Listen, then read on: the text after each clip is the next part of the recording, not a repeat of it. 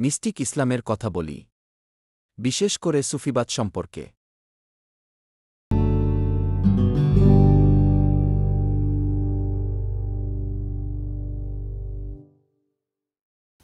সুফিবাদ শব্দটি শুনলে আমরা তুরস্কের ঘূর্ণায়মান দরবেশদের কথা ভাবি, অথবা ইরাকের সুফি কাসিনের ভক্তদের দেহকে ক্ষতকরা রীতিনীতির কথা ভাবি, ঘুরতে ঘুরতে এবং আল্লাহকে স্মরণ করার জন্য একটি ঘরের মধ্যে নিজেকে দোলানো, এবং এটি অনুষ্ঠানের একটি অংশ।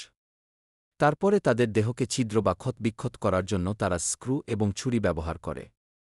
কাসানি সম্প্রদায় হল ইরাকের বৃহত্তম সুফি তরিকা বা দল।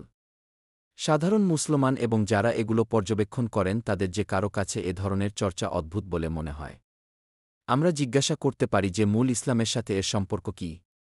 যেহেতু মুহাম্মদ এবং কুরআন এই ধরনের অনুশীলন বা চর্চা শেখায় না। আমরা যদি সাধারণভাবে ইসলামের দিকে তাকাই, তবে এর শিক্ষা এবং নির্ধারিত আচার অনুষ্ঠানগুলি বরং আইনিভাবে শীতল বলে মনে হয় এবং শতাব্দীর পর শতাব্দী ধরে আবেগহীন এবং আধ্যাত্মিক প্রতিক্রিয়াবিহীনভাবে চলে আসছে। অনেক মুসলমান শুষ্ক গোডা ইসলামের কাছে এর সমাধান এবং প্রতিক্রিয়া খোঁজার তাগিদ অনুভব করেছিলেন। অনেক লোক ইসলামের এই অন্বেষণের বিষয়ে ঈসাইদের ধর্মে তুলনা করতে দেখেছেন। এটা সুফি আন্দোলন এবং ঈসাই ধর্মে এটি কারিশম্যাটিক আন্দোলন। সুফিবাদের বৈশিষ্ট্য নির্ধারণ করা হয়েছে শুদ্ধিকরণের উপর দৃষ্টি রেখে, কিন্তু এর মধ্যে রয়েছে রীতিনীতি বা আচার অনুষ্ঠান, আধ্যাত্মিকতা, তপস্যাবাদ, রহস্যবাদ এবং গুপ্তবাদ। সুফিবাদ শব্দটি সম্পর্কে বিভিন্ন মতামত রয়েছে। প্রচলিত মত অনুযায়ী শব্দটি কিসুফকি থেকে উৎপত্তি হয়েছে। এটি হল পশমের আরবি শব্দ, যা প্রথম দিকের মুসলিম ক্রীড়াবিদদের সাধারণ পোশাকের কথা উল্লেখ করে। যাই হোক, সমস্ত পোশাক বা কাপড়চোপড় পশমের পোশাক নয়। আরেকটি ধর্মতাত্ত্বিক তত্ত্ব বলে যে সুফির মূল আরবি শব্দ ছাফা, যার অর্থ হল পবিত্রতা। এই তত্ত্ব সুফিবাদে হৃদয় ও আত্মার বিশুদ্ধতার উপর জোর দেয়। সুফিবাদ সম্পর্কে নিম্নোক্ত বৈশিষ্ট্যগুলি উল্লেখ করা যেতে পারে। এটি বিশ্বাস এবং অনুশীলনের বিভিন্ন পরিসরকে অন্তর্ভুক্ত করে। সুফিবাদের অসংখ্য বিভাজনের অভিজ্ঞতা আছে। তারা নিজেরা বিভিন্ন তথাকথিত তারাসকি গঠন করে, যা হল সুফিবাদের নিয়মকানুন। সুফিবাদ এবং এর চিন্তাধারাগুলি অষ্টম শতাব্দীতে মধ্যপ্রাচ্য থেকে উদ্ভূত হয়েছিল। আজ বিশ্বব্যাপী প্রায় প্রতিটি দেশেই সুফিবাদের প্রতি আনুগত্যতা দেখা যায়। সুফিদের মধ্যে অধিকাংশই নিজেদেরকে সুন্নি ইসলামের মধ্যে দেখে। যাই হোক, সুফি চিন্তাধারার কিছু চিন্তাধারা শিয়া ইসলামের দিকেই বেশি ঝুঁকেছে। এটাও স্পষ্ট যে সুফিবাদের মধ্যে ভ্রান্তবাদ একটি গুরুত্বপূর্ণ ভূমিকা পালন করে। সুফিবাদের প্রাথমিক শিখ বসরা রাবেয়া নামক এক মহিলার মধ্যে পাওয়া যায়। তাকে মূল রহস্যময়ী হিসেবে দেখা হয়, যার লক্ষ্য ছিল আল্লাহর বিশুদ্ধ ভালোবাসা এবং মুক্ত হওয়ার তপস্যাবাদকে একত্রিত করা। তারপরে 11শত খ্রিস্টাব্দের কাছাকাছি সময়ে একজন মুসলিম ইসলামিক ধর্মতত্ত্বকে প্রতিরোধ করার চেষ্টা করেন এবং মানবিক বাধ্যবাধকতার আধ্যাত্মিক ব্যাখ্যার উপরে জোর দিয়ে জীবাশ্মীকরণ থেকে প্রতিনিধিত্ব করেন। ইসলামিক রহস্যবাদীরা ঈসাই ধর্ম, হিন্দু ধর্ম এবং বৌদ্ধ ধর্মের মতো অন্যান্য ধর্ম থেকে ব্যাপকভাবে ধারণাগুলো ধার করেছেন। উদাহরণস্বরূপ, এই ধর্মগুলো থেকে সুফিরা আল্লাহর সম্পর্কে ধারণা অনেকটাই গড়ে তুলেছেন। তারা তাদের অনুসারীদের আল্লাহর হাজারো নাম বা অন্যান্য ধর্মীয় সূত্রগুলির গুণাবলী পুনরাবৃত্তির সাথে কিছু ধ্যানের কৌশল এবং শ্বাস নিয়ন্ত্রণ পদ্ধতি শেখায়। এই পুনরাবৃত্তিগুলোকে বলা হয় নাজাতদাতা আল্লাহর স্মরণ করা। এটি সূরাতের নম্বর 28 নম্বর আয়াতের ব্যবহারিক প্রযোগ বলে অনুমান করা হয়, যেখানে বলা হয়েছে এখন নিশ্চয়ই আল্লাহর স্মরণে হৃদয় বিশ্রাম পায়। এই অনুশীলনের লক্ষ্য হল আল্লাহর কাছে পবিত্র হওয়া। যাই হোক, অনেক গোড়া মুসলমান এই অনুশীলনে একটি বড় বিপদ দেখতে পান যে এটিকে শিরক হিসেবে শ্রেণীবদ্ধ করা যেতে পারে। আল্লাহর সাথে অন্যান্য প্রাণীকে যুক্ত করা একটি আকর্ষণীয় বিষয় হল যে সুফিরা মুহাম্মদকে একজন অতীন্দ্রিয় বা রহস্যময় ব্যক্তি হিসেবে ঘোষণা করে এবং তার অনেক কর্মকে রহস্যবাদের একটি মডেল হিসেবে ব্যাখ্যা করে। উপরন্তু, অনেক মুসলমান অতীন্দ্রিয় বা রহস্যবাদের অনুশীলনগুলি সম্পাদন করে এবং একই সাথে নিজেদেরকে সুন্নি বলে মনে করে। যদিও অনেক গোড়া সুন্নি মুসলমান এই সুফি অনুশীলনগুলোকে অনিসলামিক কার্যকলাপ হিসেবে দেখেন। এ থেকে আমরা এই উপসংহারে আসতে পারি যে এই মুসলিম দলগুলোর মধ্যে অনেক টানাপোড়েন রয়েছে। কারো কারো প্রশ্ন, বিচ্ছেদের কারণটা কি? কোন ধরনের সুফি চর্চাকে এখনও স্বাভাবিক ইসলামিক কার্যকলাপ হিসাবে সহ্য করা যায়? কোনো কর্তৃপক্ষ সিদ্ধান্ত নিতে পারে যে কোনো বিষয়গুলি স্বাভাবিক সুন্নি প্রথার মধ্যে রয়েছে এবং কোনোগুলি নয়। একজন সুফি নেতাকে নিয়োগ করবে এবং তার আসলে কি অধিকার আছে? সুফি কর্মকাণ্ডের অংশীদার হতে নারীকে কতদূর যাওয়ার অনুমতি দেওয়া হয়? অনেক সুপরিচিত সুফি নেতা যারা মারা গিয়েছেন তারা বিশেষ কবরে রয়েছেন এবং তাদেরকে আজ সাধু বা দরবেশ হিসেবে তাদের উল্লেখ করা হয়, বিশেষ করে ইরানে, কিন্তু বিশ্বের অন্যান্য অংশেও আছে। এর মধ্যে কিছু কিছু কবরের পার্শ্বদেশ এতটাই জনপ্রিয় যে মুসলমানরা পবিত্র মাজার বা তীর্থস্থান হিসেবে এগুলো পরিদর্শন করে। এমনকি মুসলিমদের একটি দল রয়েছে যারা দাবি করে যে এই পবিত্র মজারগুলোর মধ্যে কয়েকটি মক্কার হজ্জ পালন করার মতো সমান মূল্যবান। যদিও এই দৃষ্টিভঙ্গিটি বড় সমস্যা সৃষ্টি করে, কারণ সৌদিরা দাবি করে যে মক্কা ইসলামের সবচেয়ে পবিত্রতম হজ্জ পালনের স্থান এবং অন্য কোনো স্থান কখনোই একই মূল্যের বলে দাবি করতে পারে না। অবশ্যই সমস্যা হবে যদি বিশ্বের অন্যান্য স্থানগুলোকে মক্কা হজ্জ পালনের সমান মূল্য হিসেবে দেখা হয়।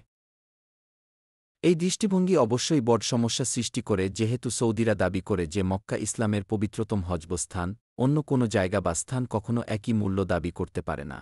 অবশ্যই যদি বিশ্বের অন্যান্য স্থানগুলোকে মক্কার মতো হজযাত্রা সম্পাদনের সমমূল্য হিসেবে দেখা হয়, তাহলে অনেক মুসলমানের জন্য অধিক অর্থ ব্যয় ও মক্কা ভ্রমণের দায়িত্ব আর নেই।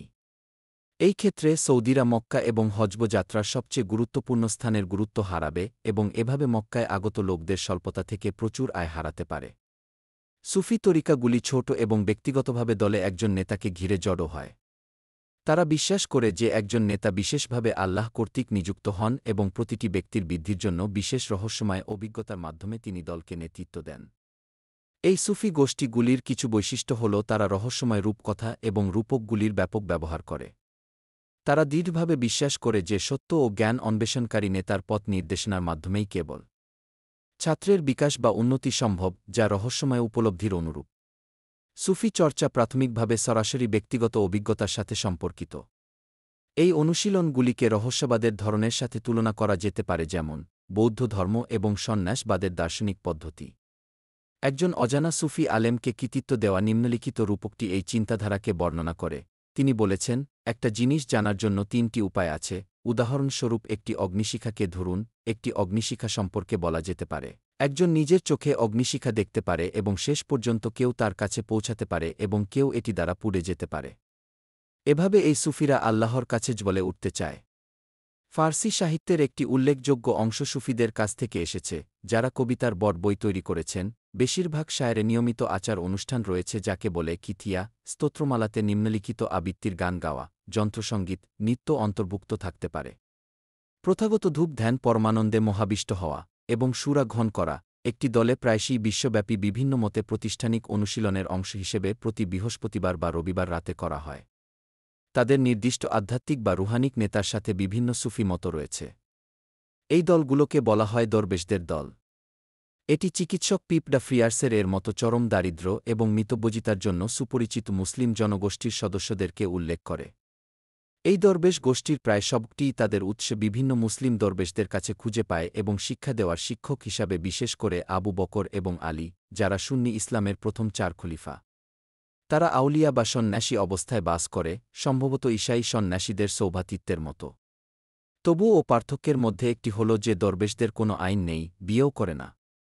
এটাও বলা দরকার যে এই মত বা তরিকাগুলির মধ্যে অনেকগুলি বরং ছোট এবং যার অস্তিত্ব রয়েছে এবং পরে শতাব্দী ধরে আবার অদৃশ্য হয়েছে বা হারিয়ে গেছে।